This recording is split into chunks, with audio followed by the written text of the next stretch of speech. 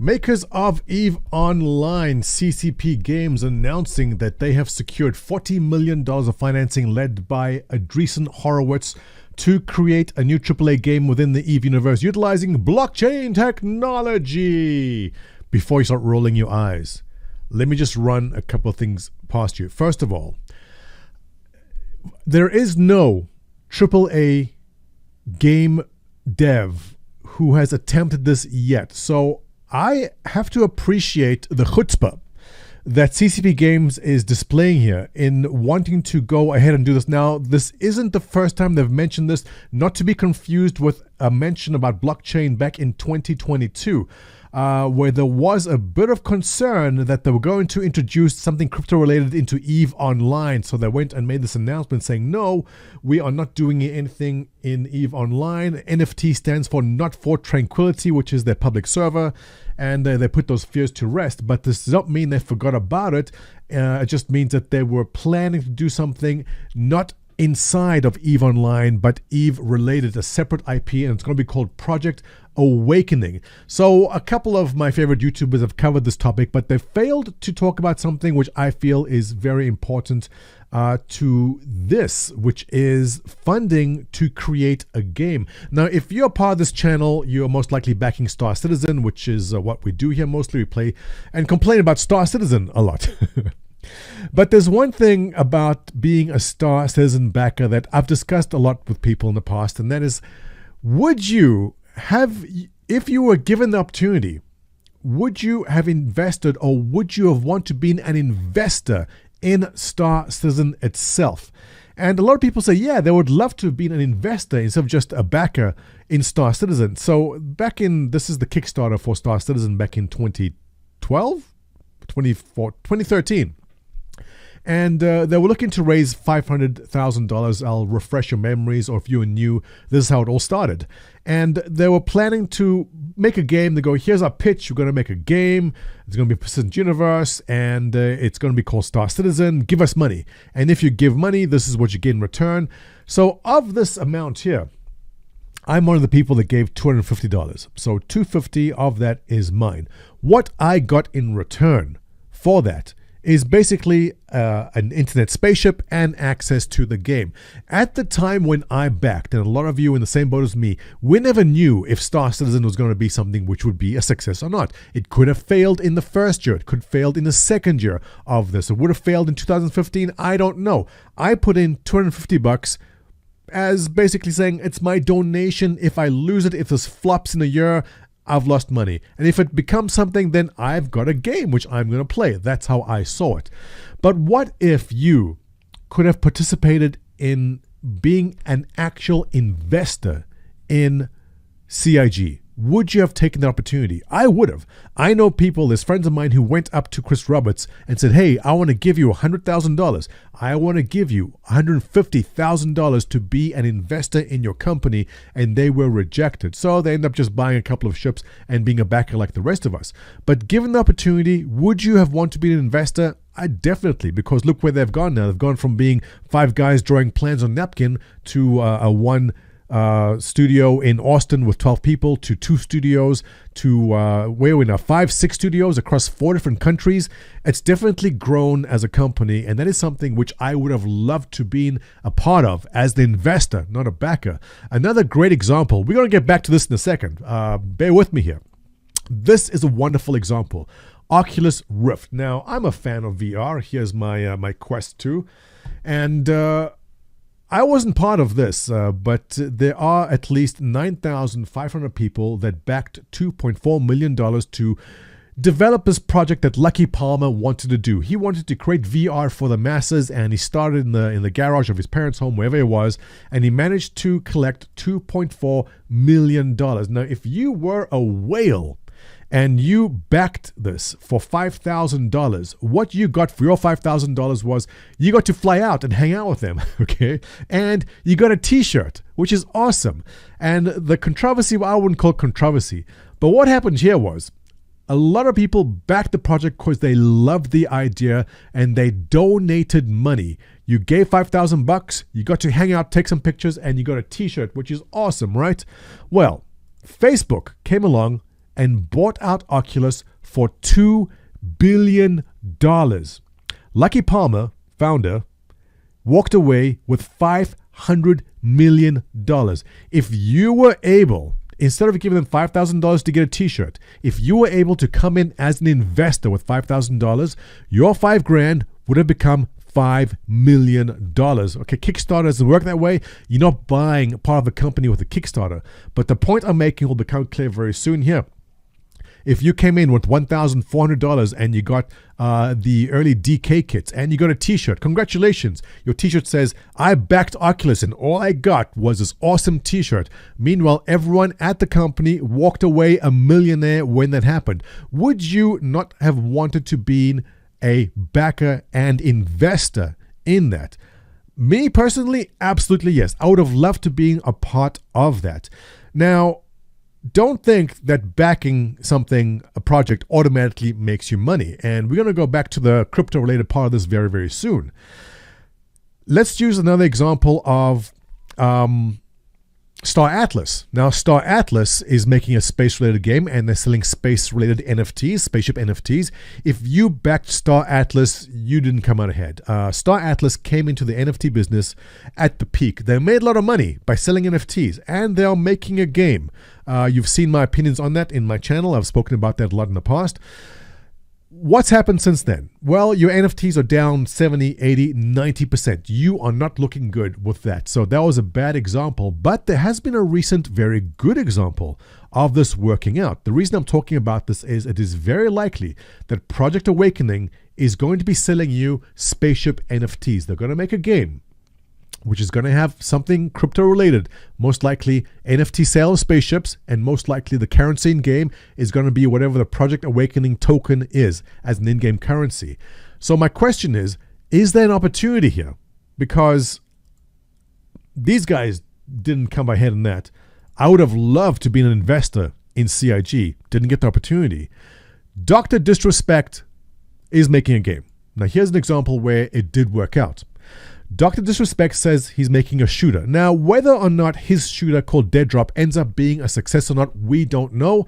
But if you did back his game, he wanted to sell you 10,000 NFTs for $50 a pop. If you were one of the lucky people who managed to mint one of these 10,000 NFTs for $50, he raised $500,000 total, and you got an NFT, which is basically this. It's a mask which you wear in the game. It's flair. It's cosmetic. It doesn't give you any advantage in the game. It's just a unique item to your character in the game. If you manage to score one of these, how did you do? Well, Dr. Disrespect is pretty popular.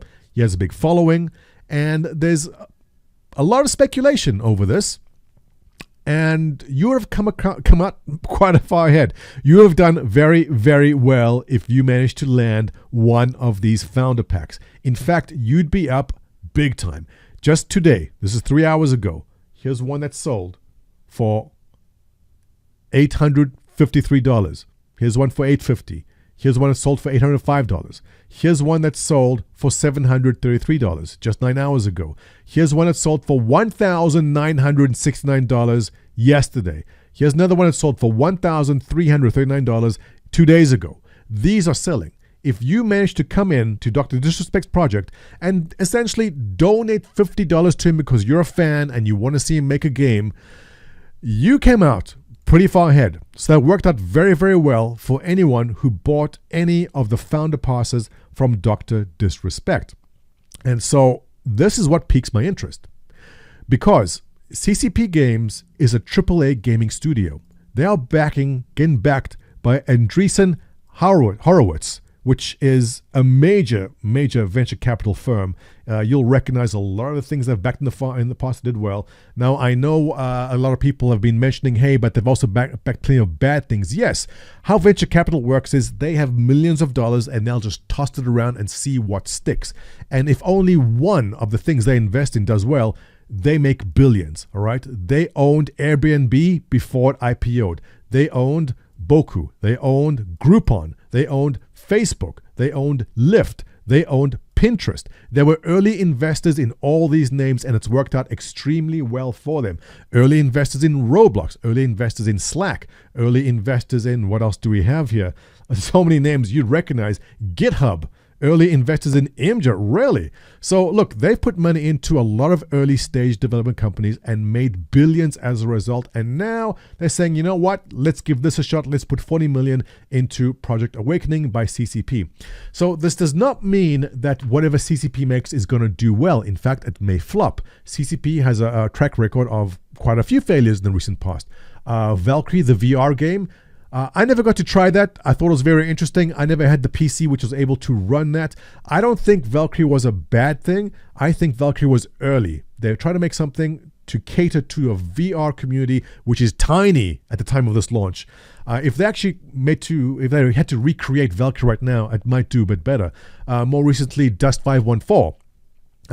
We know how that worked out. Basically, they made this game, but they ignored their core demographic, which are PC gamers. I don't know why they did that. But Dust 514 basically failed. But just because the last 2 or 3 things that it failed doesn't mean the next thing is going to fail, but there's always the risk. And so Project Awakening, whatever it may be, me personally, I may take a jab at it. I don't know if it's going to do well or not. But what I do know is there's going to be a lot of crypto bros chasing whatever this is, because this is a AAA gaming studio backed by a big venture capital firm, and whatever they put out is going to get a lot of attention. Now, I know the gamers out there are rolling their eyes and huffing and puffing because, crypto related, but they are not targeting this at you. Let me go to my whiteboard. Cover your eyes. It's going to be bright. I love my whiteboard. Let me draw 2 circles. This is not going to be a dirty picture. Don't worry. All right. So here we go. There's 2 circles. They're kind of overlapping. One of these are gamer bros. And the other one is crypto bros. You see where I'm going? So if you're a gamer and you're crying because EVE Online is going to do something crypto related, don't worry about it. You are not the demographic. See this tiny area here? This is what they are after.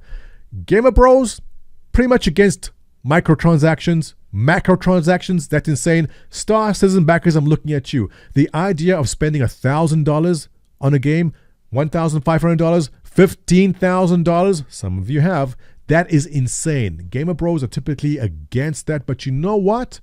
There are some who might be interested in backing something like what CCP is planning here. Now, crypto bros, they have a very weird idea of what constitutes a game. Now, I've spoken about this in the past when I did a piece about the metaverse and what the crypto bros idea of a metaverse is. Very handsome fellow there.